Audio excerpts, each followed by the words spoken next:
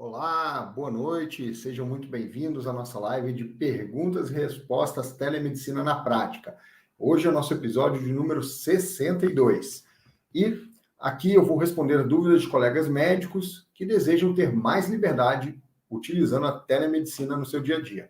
Eu sou Asdrubal César, sou médico especialista em medicina de família, professor universitário, e hoje eu vou responder as dúvidas de colegas médicos relacionadas se os médicos cirurgiões podem utilizar a telemedicina na prática do seu dia a dia. Fique à vontade para perguntar durante a live e no final eu vou responder as perguntas. Se você quiser deixar perguntas, eu aconselho a vir para o canal Telemedicina na Prática no YouTube, onde lá a gente tem uma caixa de chat e fica mais fácil a gente se comunicar por ali, eu ver as perguntas e fazer as respostas também, tá bom? E então, vamos lá, pessoal. Primeiro, vou perguntar aqui para vocês, qual é a sua estratégia para você crescer? Né? Você já parou para pensar nisso? Como é que você pode agregar valor no seu atendimento? Tá? Tu já pensou nisso? Você se preocupa muito, né, com as questões técnicas aí do seu dia a dia, né, da sua especialidade, né? Mas, e o que você faz de diferente dos colegas da sua especialidade, por exemplo? Você parou para pensar nisso também? Se você tem uma estratégia de crescimento, o que você pensa, né, para a sua carreira, num curto prazo, né, 1 ano, um médio prazo, 5 anos, ou a longo prazo, 10, 15 anos. Né? Então, temos aqui, né, também alguns exemplos de alunos do curso de formação telemedicina na prática, que são de áreas, né, clínico-cirúrgicas ou cirúrgicas, né? E aqui eu vou falar alguns exemplos aqui, por exemplo, como o Dr. Cleberton, né, que é um médico ginecologista e que começou, né, a agregar muito valor nos seus atendimentos por telemedicina. Ele identificou algumas oportunidades, né, de atendimento de telemedicina na especialidade dele, tá? E isso foi um diferencial para agregar valor no seu trabalho. Então, ele tem ali a questão, né, de você ter uma especialidade cirúrgica. E muita gente fala assim, mas eu sou cirurgião, não tem como fazer telemedicina. Mas, por exemplo, para o retorno, né, de consultas, você pode utilizar a telemedicina. Você pode utilizar a telemedicina para criar um maior vínculo com os seus pacientes. Imagina, você fez uma cirurgia de um paciente. Esse paciente, claro, tem que fazer um pós-operatório mais imediato, um retorno presencial, numa questão mais pós-operatória. Mas depois, ao longo do tempo, depois de 6 meses de cirurgia, você criar esse vínculo, fazer uma consulta, e às vezes se esse paciente é de um local longe, você pode fazer uma teleconsulta para evitar um deslocamento que não haveria, assim, uma necessidade tão grande para uma avaliação bem posterior e acompanhamento desse paciente ao longo do tempo. Quando a gente cria vínculo com o paciente, isso também reflete na indicação.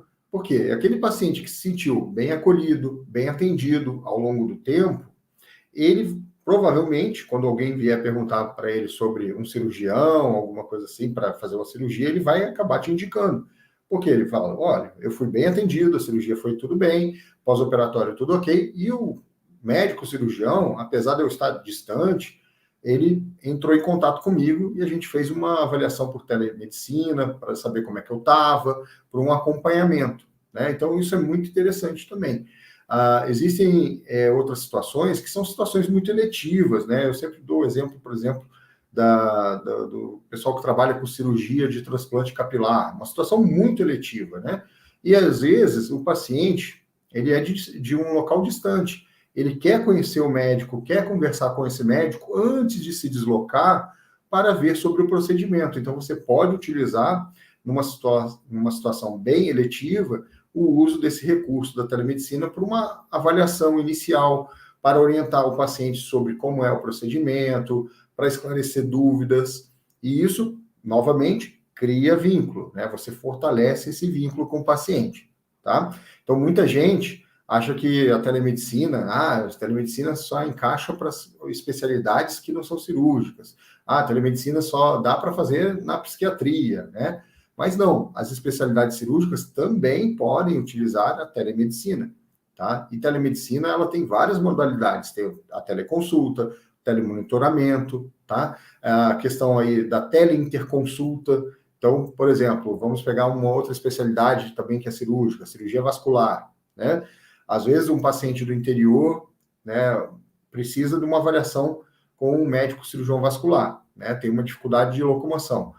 Mas tem um médico clínico lá com um paciente no local que pode estar fazendo uma avaliação junto com o cirurgião vascular à distância. Isso é uma teleinterconsulta. Isso é muito bom e muito aplicável em várias especialidades da medicina e traz mais possibilidade de acesso dos pacientes a especialistas que não tenham na área dele.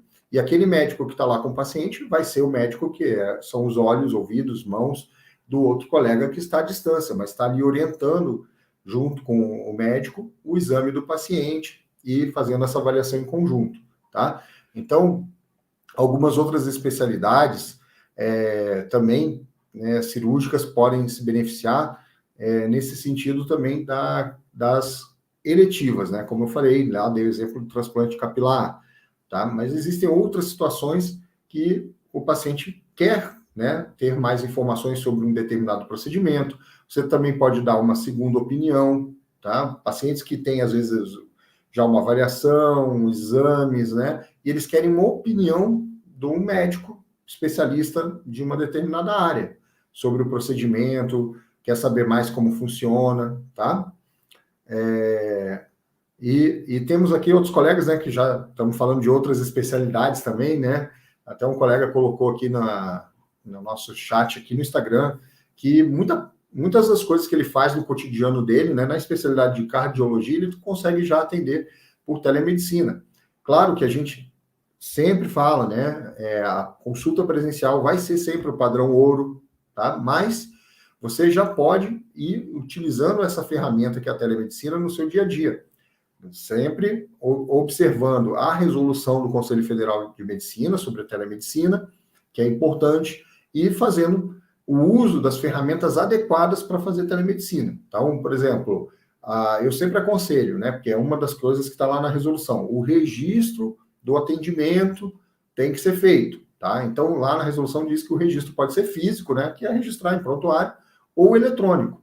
Mas o meio eletrônico é muito mais prático, né? E a gente tem boas plataformas de prontuário eletrônico com ferramenta de videochamada integrado. Isso traz mais segurança para você fazer telemedicina, traz mais profissionalismo para você fazer a telemedicina e traz mais valor agregado ao teu trabalho, tá? Porque se você usar o WhatsApp aí no seu dia a dia para ficar fazendo telemedicina, isso acaba ficando muito informal, né? Então, o WhatsApp a gente usa para falar com os amigos, o grupo, né? Então, não é profissional. Então, eu sempre aconselho, busca uma plataforma de prontuário eletrônico com ferramenta de videochamada integrada, telemedicina, que atenda às normas que você vai ter mais segurança para utilizar, tá? Novamente aqui o colega Leopoldo, né? Então, obrigado, Leopoldo, pelos comentários. A avaliação também que ele faz, né, de exames de cardiologia, isso se chama telediagnóstico. E, aliás, a cardiologia, ela é uma das especialidades que primeiro utilizou a telemedicina no Brasil, quando eu vi isso acontecer, né? Não quero revelar a minha idade, não, mas eu vi isso quando eu era estudante, tá, pessoal? Era um aparelho de fax que tinha lá num centro, uma unidade coronariana, né? Numa residência, né, de cardiologia, de um hospital mais referência, né, de referência, e recebia fax do interior ou de um pronto atendimento da mesma cidade com um eletrocardiograma. E aí o plantonista que estava lá, cardiologista, olhava e dava um parecer sobre aquele eletrocardiograma, e isso ajudou muita gente que estava lá na ponta, né, no pronto-socorro ou no interior, para dar uma conduta mais adequada para o paciente. E isso foi lá no final dos anos 90, né, início do ano 2000, tá? Então eu vi essa evolução. E em 2002 apenas, né, depois de quase 10 anos utilizando dessa maneira, que veio a primeira resolução de telemedicina no Brasil, que foi em 2002, e ela abordava as questões relacionadas ao telediagnóstico, que, como o colega cardiologista comentou, o uso, né, do telediagnóstico na cardiologia é muito avançado já, o eletrocardiograma, o mapa, né? Hoje existe essa possibilidade de você fazer laudos à distância e, no final, isso traz muitos benefícios para que os pacientes tenham acesso a exames, a um parecer de um médico especialista naquela área e traz ganhos aí no sistema de saúde como um todo, tá? Deixa eu ver aqui, o pessoal que está também no YouTube. Então, alguns colegas médicos aqui, como a gente está falando de cirurgia, né, também, alguns falam, mas nunca vai ser possível a questão da telecirurgia. Existe já, dentro da própria resolução do Conselho Federal de Medicina, a previsão, né, de algumas regras aí relacionadas à modalidade de telecirurgia, tá?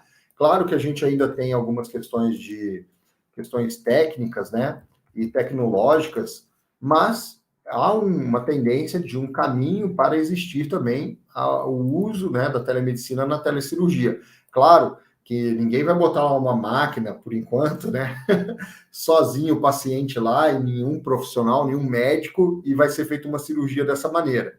Não é isso, tá? Hoje já existe essa discussão onde teria uma equipe, aparelhos de cirurgia robótica e uma equipe à distância fazendo a telecirurgia, tá? Então, a gente tem, né, no artigo 5º da resolução do Conselho Federal de Medicina sobre a telemedicina, ela diz o seguinte, que a telemedicina pode ser exercida nas seguintes modalidades de atendimento médico: teleconsulta, teleinterconsulta, telediagnóstico, que a gente falou há pouco, telecirurgia, tá lá, artigo 5º, né, o inciso 4º, né, eu acho que é assim que se fala, né, tá lá, telecirurgia, tá?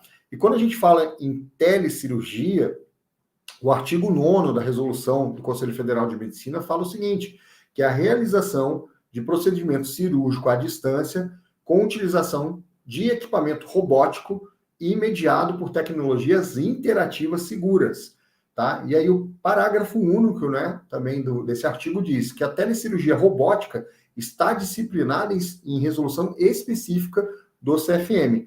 Então, veja, não é algo futurista nem fora da realidade. Já existe toda essa discussão e previsão também pelo próprio Conselho Federal de Medicina.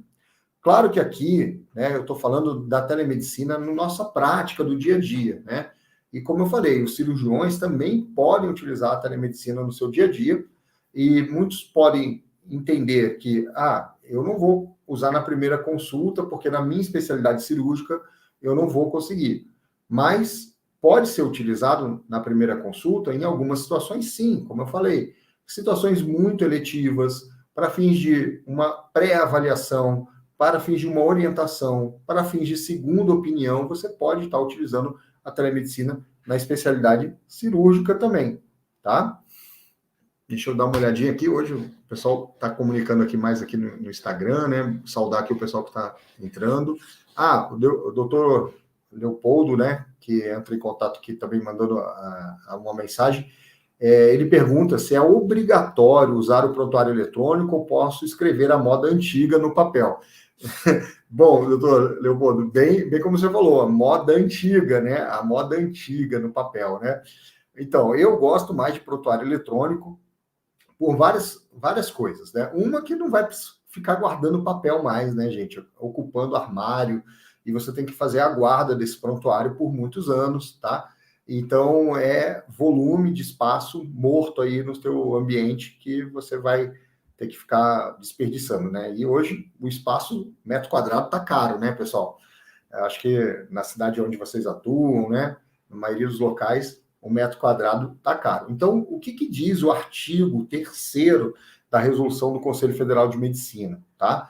E aí, novamente, né, aquele símbolozinho lá, eu acho que é inciso ou parágrafo, né? Então, o que ele fala? Que o atendimento por telemedicina, ele deve ser registrado em prontuário médico físico ou uso de sistemas informacionais, que traduzindo é o sistema de prontuário eletrônico, tá? Então, eles chamam de Sistema de Registro Eletrônico em Saúde, tá? E esse sistema é o prontuário eletrônico, né? Então, vai ser do paciente, né? O prontuário do paciente pode ser físico ou eletrônico, atendendo os padrões de representação e terminologia e interoperabilidade, tá? Então, em resumo, o que você precisa fazer? Se você optar por um prontuário eletrônico, procure empresas que estejam oferecendo esse serviço e estejam de acordo com o que a resolução do Conselho Federal de Medicina pede, tá? Então, ainda na resolução ele diz, né, que esses sistemas de registro eletrônico em saúde, ele deve possibilitar a captura, armazenamento e apresentação e transmissão e impressão de informação digital, tá? E identifica questões de nível de segurança também, tá? Então, ele tem que atender nível de garantia de segurança 2, tá? No padrão de infraestrutura de chaves públicas brasileiras, também conhecida como ICP Brasil, tá? Então, esse é o ponto. Se você tiver um prontuário eletrônico atendendo isso, tá ok, tá? Você pode utilizar com segurança. Agora, eu acho interessante que alguns colegas ainda têm uma certa resistência ao prontuário eletrônico, tá? Mas depois que você começa a usar, né, no início, quem não é acostumado pode falar, é meio difícil, né? Algumas vezes, eu achei complicado, mas depois você vai achar, assim, muito melhor. E tem uma outra vantagem. Se você está viajando, por exemplo, e um paciente entra em contato contigo e tu precisa ver uma informação desse paciente, hoje os prontuários eletrônicos que atendem essas especificações do Conselho de Medicina, eles são em nuvem, né? Então você pode acessar de qualquer lugar onde você esteja. Isso é uma grande vantagem, tá? E como eu falei, uma das coisas que eu vejo como grande vantagem do uso da telemedicina em todas as especialidades, inclusive as especialidades cirúrgicas, é que você mantém aí um acompanhamento do seu paciente, um acesso dele aos seus serviços de saúde, às suas orientações, e isso cria mais vínculo. E você ter acesso às informações do paciente quando necessário e onde você estiver é uma grande vantagem, tá? Falando ainda sobre prontuário eletrônico e a telemedicina, uma dúvida que me trouxeram esses dias também era a questão assim, na telemedicina, então, tem que gravar vídeo, áudio e guardar essas informações em vídeo e áudio. Não é isso que a resolução traz. Ela traz que você tem que registrar esses atendimentos. E como ele traz a possibilidade do registro em prontuário físico, onde você só escreveria, é entendido que também esse registro é feito de forma escrita, tá? Até porque, para ter registro de áudio e vídeo, você precisa de autorização das duas partes, tanto do paciente quanto do médico, para que seja feito armazenamento, né, de informações em audiovisual, tá? Olha, o colega comenta que o CRM do Rio tem uma parte para realizar prontuário eletrônico. Bom, eu sou de CRM de outro estado, então eu não sei por dentro lá de como é a área do médico do CRM do Rio de Janeiro, mas bem interessante, até os colegas do Rio de Janeiro aí, então, podem acessar essa área e ver se tem lá uma área para realizar o prontuário eletrônico. Legal. O que eu sei, tá, colega, é que por ter um convênio do Conselho Federal de Medicina com o Conselho Federal de Farmácia em relação ao receituário eletrônico, receituário digital, dentro da área do médico, tá, no Conselho Regional de Medicina do seu estado, provavelmente, né, você vai entrar lá e vai encontrar uma área de receita eletrônica, tá? Isso daí tem aqui em Santa Catarina, outros colegas também já me falaram dos seus estados e também tem, porque foi uma questão que veio lá do CFM, tá? Então é muito legal você também ter essa possibilidade, né, dessa prestação de serviços aí pelo Conselho Regional de Medicina do seu estado, né? Então eu aconselho vocês darem uma verificada se tem esse serviço, né? Legal, prontuário eletrônico, né? Receita digital. O que é importante é você utilizar essas ferramentas para fazer o registro, para você ter mais segurança no seu atendimento e para você também ter mais profissionalismo, tá? Muito bem. Olha só, a colega comenta aqui, ele usa muito receita eletrônica pelo CRM do Rio de Janeiro. Legal. É muito prático, né? E outra coisa também, você elimina papel, né? Então, chega de papelada, né? Vamos passar tudo para o digital. E até na farmácia, eu já conversei com alguns farmacêuticos também, sobre como eles recebem as receitas eletrônicas, né, e tal. E aí até uma farmacêutica falou para mim, olha, doutor, eu prefiro muito mais receber uma receita eletrônica, né, porque a pessoa leva o celular, tem o QR Code e o link, e aí o farmacêutico, quando faz o aviamento dessa receita eletrônica, dos medicamentos que é tarja vermelha com retenção de receita, já tem as informações do paciente, ele não precisa ficar pegando, escrevendo, né? E demora muito mais, eles têm que gerar até algum selinho lá para botar atrás da receita. E com a receita eletrônica, eles não precisam fazer isso. Então, ela falou que é muito melhor quando é dessa maneira, né? Bom, pessoal, então, muito jóia aí, né? Obrigado aqui pela participação, né, do colega aí, que contribuiu bastante aqui com o nosso debate aqui sobre telemedicina.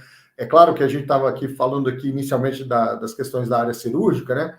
Mas telemedicina é medicina, né? E tudo conflui aí para a gente falar sobre esse tema que aborda aí todas as especialidades médicas, né? Mas muitos colegas tinham essa visão, assim, telemedicina não tem como fazer em áreas cirúrgicas, né? Não, tem sim, né? Como eu falei aqui, tem sim. E cada vez mais vocês vão ter o uso dessa ferramenta no nosso dia a dia, tá? Esses dias eu fui numa reunião aqui de uma cooperativa médica, né? A gente viu lá uma apresentação muito interessante sobre as mudanças do perfil demográfico da população brasileira, no sentido que a gente está tendo uma população que está envelhecendo, né? Só que a gente não está tendo só essa mudança demográfica, a gente está tendo uma mudança de comportamento de relacionamentos, tá? E isso também vai atingir a medicina, porque existe uma geração de pessoas que são os nativos digitais, que eles já nasceram praticamente com o smartphone na mão, com aplicativos, né? E essa geração, ela já é acostumada a resolver muita coisa pelo seu smartphone. E assim também vai ser em relação aos serviços de saúde. Então, o que vai acontecer e já está acontecendo? Eu já passei por situações desse tipo, do paciente falar que queria fazer o primeiro atendimento por uma teleconsulta, que não gostaria de ter que se deslocar sem necessidade e tal. Então, vai começar a vir esse tipo de situação de pacientes que vão dar preferência aos médicos que têm a oportunidade de ofertar a eles uma interação por telemedicina antes de ter que ir ao consultório. E aí que entra novamente a questão das questões cirúrgicas. Então, vamos dizer que um paciente, ele fez uns exames de rotina e o médico dele, né, um clínico, pediu um ultrassom e veio lá que ele tinha um cálculo na vesícula biliar, né, uma pedra na vesícula, ou um pólipo, né, na vesícula, e esse médico recomendou que ele fosse um cirurgião geral. Então, ele não está sentindo dor, ele não está com nada grave, ele está bem, está assintomático, e foi um achado no exame. Esse paciente dessa geração, né, mais nova aí de nativos digitais, provavelmente ele vai preferir, se for possível, fazer uma avaliação prévia, uma conversa com um cirurgião geral, por telemedicina, para saber, né, da real necessidade dele ter que se deslocar até o consultório médico mesmo para fazer um exame presencial, tá? Principalmente nesses casos que a pessoa não está sintomática, né? Ela não tem nenhuma alteração, o médico clínico também já avaliou ela, fez exame físico e não encontrou nada de alterado, né? Então, essa geração, ela busca por rapidez, comodidade, tá? E também ela é uma geração que não tem tanta interação interpessoal. Até para marcar consulta, eles preferem ir no agendamento eletrônico e nem ter que ligar no consultório. Não sei se vocês já repararam, se vocês aplicam isso também no dia a dia de vocês, que no consultório, quem tem ali a oportunidade da pessoa mandar uma mensagem por WhatsApp, marcar uma consulta ali com a secretária, as pessoas hoje usam muito mais o WhatsApp do que fazem ligação telefônica. Tá? Outro dia até estava conversando com uma amiga, né? Até a gente fez uma live, a Gra Pellegrini, ela trabalha muito com tecnologia, inovação, e ela comentou assim que ela odeia falar no telefone, né? Odeia falar no telefone, que ela prefere tudo por mensagem, né? Troca de mensagem, falar no telefone em último caso. Então, eu observei isso na minha realidade. Olha que eu nem estou assim numa metrópole, né? Um grande centro, né? Moro numa cidade que é a referência regional, e as pessoas, elas agendam mais consultas hoje, né, na minha clínica, por o WhatsApp, né? Não fiz assim telefone, mas é o celular, né? Por WhatsApp, elas fazem uso do WhatsApp e também na minha agenda eletrônica disponível na internet, tá? E elas não precisam falar com ninguém, né? E elas chegam lá, quando agenda por meio eletrônico, lá da agenda eletrônica, vai lá, ele ativa lá o horário, reserva o horário, recebe a confirmação que o horário está ok, e chega no dia lá, sem ter que falar com ninguém, vai lá e consultar. Ou, se é por telemedicina, a mesma coisa, né? Faz o agendamento, recebe a confirmação, recebe o link, recebe, né, tudo certinho, as instruções do acesso, o horário e tudo mais, e ela faz a consulta dela no horário marcado, tá? Além disso, outra vantagem que eu tenho visto, que os pacientes estão optando também, é que geralmente as consultas de telemedicina são no horário marcado e é aquilo ali. A pessoa está lá no link, o médico entra no link e ela é atendida. E as pessoas não querem mais esperar, tá? Essa história de ir no consultório médico, sentar lá, ler revista velha, ficar 2 horas esperando pela consulta, isso daí está com os dias contados, né? Ainda sei que acontece em alguns lugares, mas isso já as pessoas já não admitem mais, né?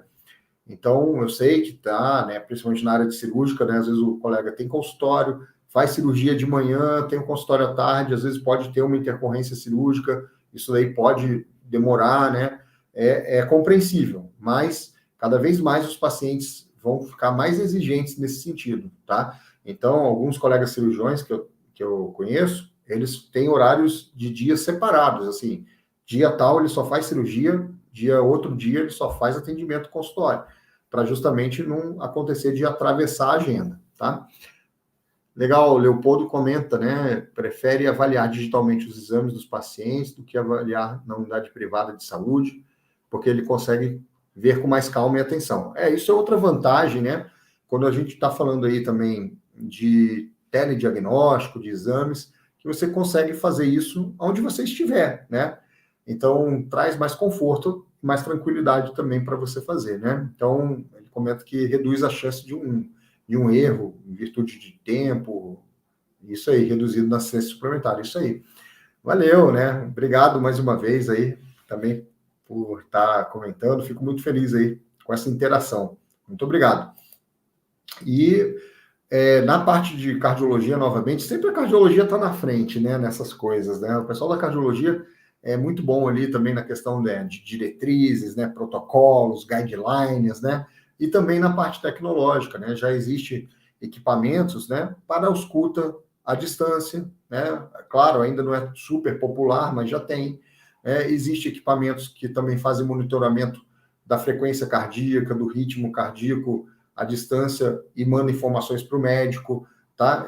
Ou emite um alarme, né, para o paciente, né, e para o médico. Então, já estamos vendo aí alguns equipamentos, né, que eu uso até de smartwatches, né, certificados pela Anvisa, né, no Brasil temos 2 já, que coletam dados, né, de sinais vitais e também tem a capacidade de transmitir esses dados via internet para um médico ou para o prontuário eletrônico do paciente, para o médico poder acessar. Certo? Então, pessoal, se você é médico, tá, e deseja ter mais liberdade atendendo com a telemedicina, toda semana eu faço lives aqui no Instagram, no YouTube, e você pode enviar suas perguntas no nosso direct do Instagram, que a gente faz um compilado aqui das perguntas e responde aqui nas lives, tá?